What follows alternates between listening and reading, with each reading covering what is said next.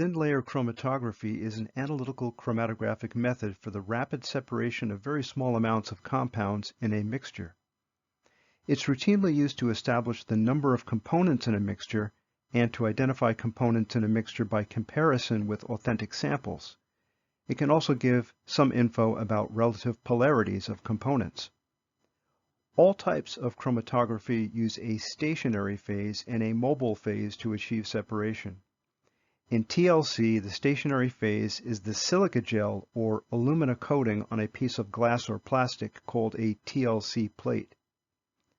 The mobile phase is an organic solvent or a mixture of solvents, often referred to as the eluent.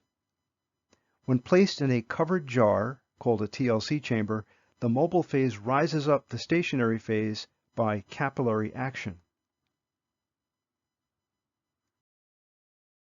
In TLC analysis, a dilute solution of a mixture of components, in this case a mixture of two components, is adsorbed to the stationary phase as a small spot at a location low on the plate called the origin. The plate is then placed in a TLC chamber containing the mobile phase, and as the mobile phase rises up the plate, chromatographic separation of the components is achieved by taking advantage of the differences in affinities or stickiness between the components in the mixture and the stationary phase. In this illustration, the component represented by the spot labeled A has a greater attraction to the stationary phase than the component represented by the spot labeled B. Therefore, the spot labeled A spends more time on the stationary phase and less time in the mobile phase compared to spot B, so spot A doesn't travel as far up the plate as spot B. After allowing the mobile phase solvent, also called the eluent, to travel as far as the line marked as the solvent front, a process called developing or eluting the plate, it's removed from the chamber and the solvent is then evaporated away. Normally, component spots are not visible to the naked eye and the plate will appear blank. You'll use two methods to visualize component spots on TLC plates: UV light followed by iodine vapors. The stationary phase of the TLC plate is impregnated with a fluorescing agent that absorbs short-wave UV light and emits a greenish glow. Observing a developed plate under short-wave UV light will cause UV absorbent components to appear as dark spots, since they're absorbing the UV light in those locations and preventing it from getting to the fluorescing agent on the plate. Use a pencil to lightly outline the spots you see under UV light. Next, the developed plate is placed in a sealed jar containing crystals of molecular iodine. The iodine vapors in the chamber can temporarily stain some of the components on the surface of the plate, making them appear brown or yellow. The relative degree of staining varies from compound to compound. Some stain darkly and others not at all. So this characteristic can be helpful in the identification of mixture components. Once you remove the plate from the chamber, make your observations quickly, as iodine sublimes readily in the open air and the spots will eventually fade and disappear. When making a written record of TLC results, you must not only record the visualization characteristics of each spot when exposed to UV light and iodine vapors, you must also record precisely where each spot is located on the plate. This is done by calculating RF values. RF values are used to describe the distance traveled up the plate by each spot relative to the total distance traveled by the solvent. For example, the RF value of spot B is obtained by dividing the distance traveled by spot B by the distance the solvent traveled from the origin to the solvent front. Therefore, the RF value of spot B is 0.70. In other words, spot B traveled 70% of the total possible distance it could have traveled, since the farthest it could have traveled was 10 centimeters, the distance traveled by the mobile phase. In the same way, the RF value of spot A is calculated to be 0.30. 0.30. Note, an RF value should be calculated for every spot in a mixture. Also, RF values depend on the TLC conditions, namely the eluent used and the stationary phase adsorbent used. Usually it's either alumina or silica gel. So you must always report RF values along with the TLC conditions used. TLC can be used to identify substances. For example, if you have authentic samples of compounds that you know could be present in a mixture, for example, in this illustration, the mixture consists of compounds A, B, and C, you can identify the mixture components by spotting the mixture and the authentic samples on the same TLC plate. Identical compounds on the same plate will have the same RF values and the same visualization characteristics. So each mixture component should travel the same distance and exhibit the same visualization characteristics as the corresponding authentic sample spotted on the plate. In this illustration, after the plate is eluted, all spots within each TLC lane are visible under shortwave UV light. When the plate is placed in an iodine chamber, authentic compound A is stained a dark brown, authentic compound B is stained a light yellow, and authentic compound C isn't stained at all.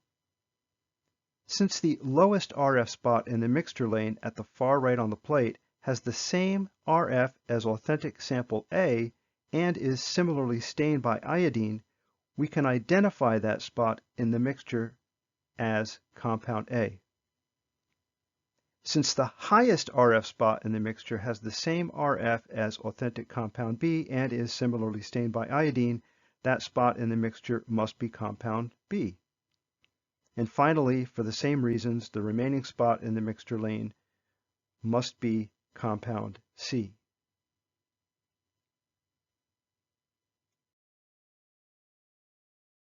The experiment demonstrated in this video uses TLC to identify the analgesic compounds in an unknown over-the-counter pharmaceutical drug.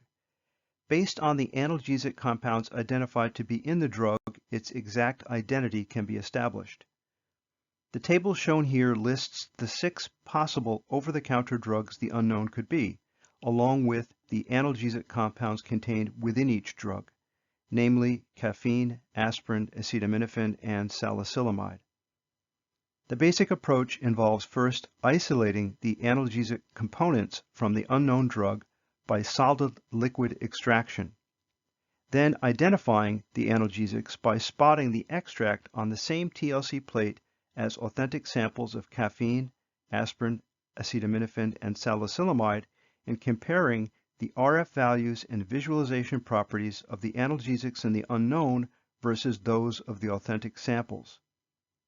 When that's done, the identity of the actual over-the-counter drug can be established by comparing the analgesics it contains with those listed for each drug in the table above. The unknown pharmaceutical is a portion of a tablet that has been crushed and ground to a powder.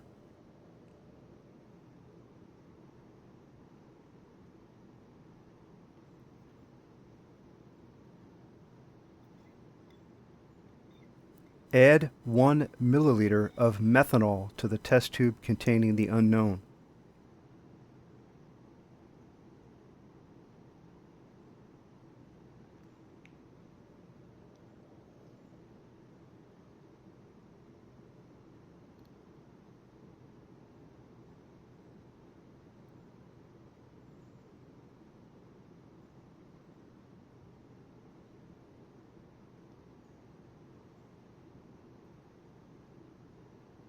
Very briefly swirl the resulting suspension. The analgesic components will be extracted into the methanol solvent. However, there will be some inert, non-analgesic material that will not be soluble in methanol, so don't expect the entire unknown to dissolve. Momentarily set the corked tube aside. Obtain 5 microcapillary tubes for spotting dilute solutions of the analgesics on TLC plates. You'll need 1 capillary tube for your unknown extract and the other 4 for standard solutions of acetaminophen, aspirin, caffeine, and salicylamide analgesics. Each microcapillary spotter should be used exclusively for one standard solution, and one should be used exclusively for your unknown. Label the spotters so you don't mix them up and cause cross-contamination, which would afford confusing or misleading results. One way to label them is with tape. Use abbreviations for each analgesic and include a label for the unknown capillary. Use scissors to cut the tape labels into very thin strips, and then carefully adhere them to the top of the capillary spotters as shown here.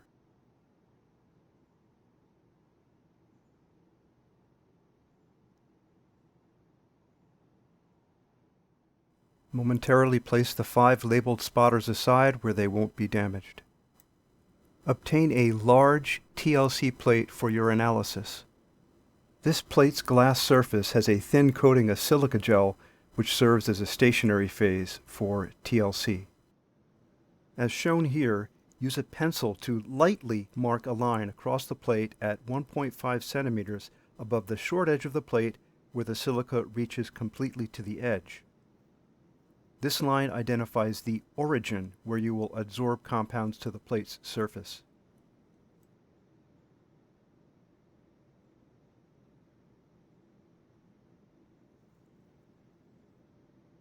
Drag the pencil lightly across the plate without too much pressure to avoid removing too much of the stationary phase.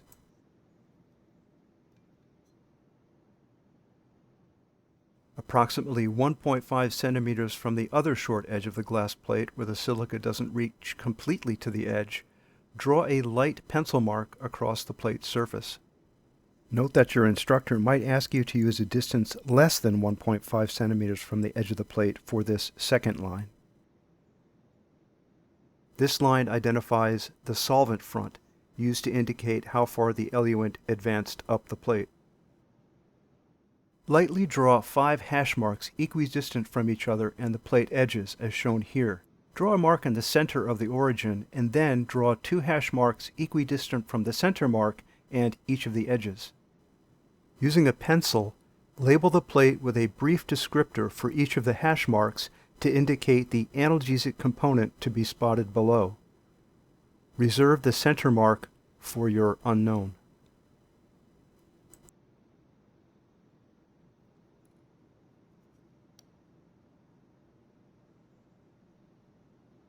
Since successful spotting of TLC plates takes a little practice before getting just the right size spots on the plate, before you spot any analgesic standard solutions or your unknown extract on your assigned large TLC plate, practice spotting these solutions on smaller scrap TLC plates, which will be available in the lab.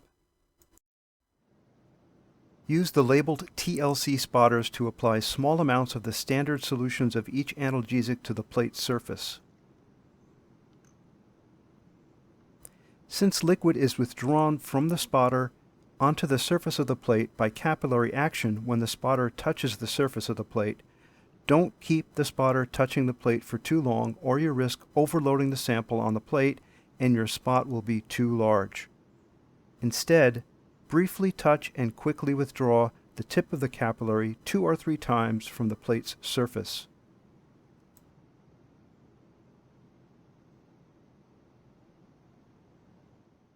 Before proceeding to spot the plate any further, observe the plate under shortwave UV light.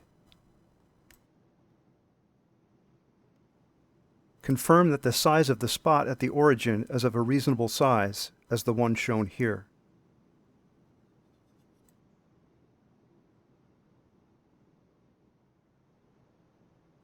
Remember to place the cap on the standard vials after each use, and check that the label on the cap matches the label on the vial. Continue to spot the plate as before.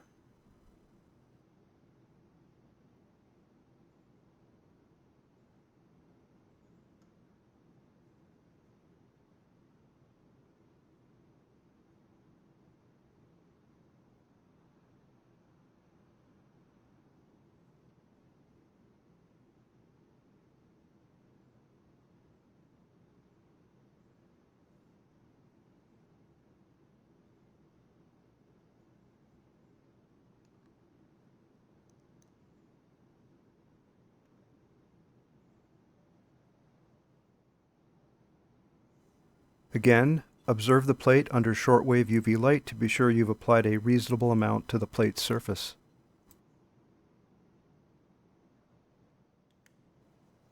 Analgesic components in the unknown drug tablets are present in unequal amounts, and a component present in a relatively small amount in the unknown might show up as an easily overlooked faint mark on the developed plate if you spot too lightly. Therefore, spot the unknown a little more heavily than you would the authentic analgesic standards. The TLC chamber you'll use is a wide mouth jar with a screw cap. Insert 1/2 of a piece of large filter paper into the jar. When made wet with the eluent solvent, the filter paper will help to keep the chamber atmosphere filled with solvent vapor. This diminishes solvent evaporation from the plate so that the solvent rises up the plate more quickly. Add 10 milliliters of ethyl acetate to the chamber. Then add 3 drops of glacial acetic acid.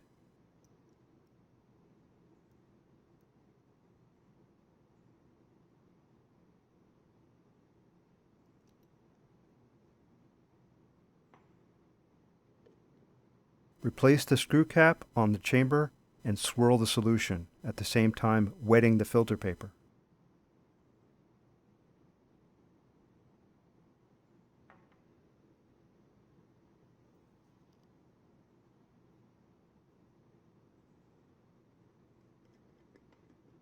Position the plate in the chamber such that it is facing toward you and away from the filter paper.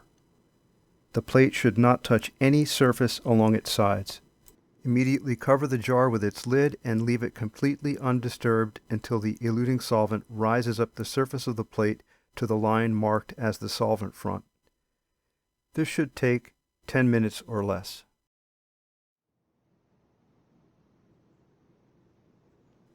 When the eluting solvent reaches the pencil line marking the solvent front, immediately remove the plate from the chamber. Remember to replace the lid on the chamber after you remove the plate. Hold the plate on the bench top using forceps and then dry the solvent from the surface of the plate using the hot air from a heat gun. Do this step in a fume hood to avoid inhaling solvent vapors. Examine the plate under shortwave UV light.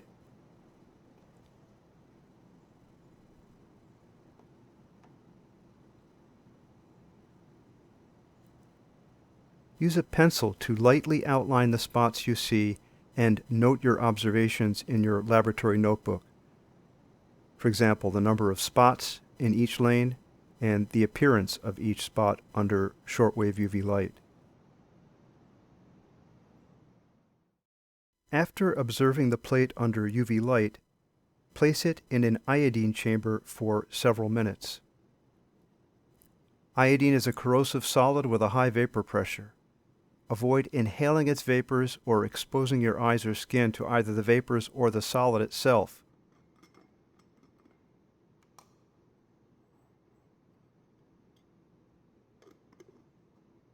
The iodine chamber should always be kept closed between the times that plates are being transferred in and out.